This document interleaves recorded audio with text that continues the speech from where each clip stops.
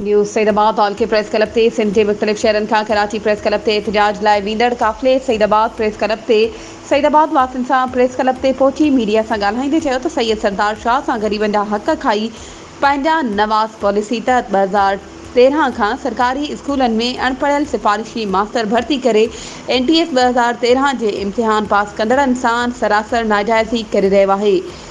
जेको असां कॾहिं बि बर्दाश्त न कंदासीं। NTS 2013 पास उम्मीदवार सिकंदर अली, नाज़िश मारिया, शिराज मेमण,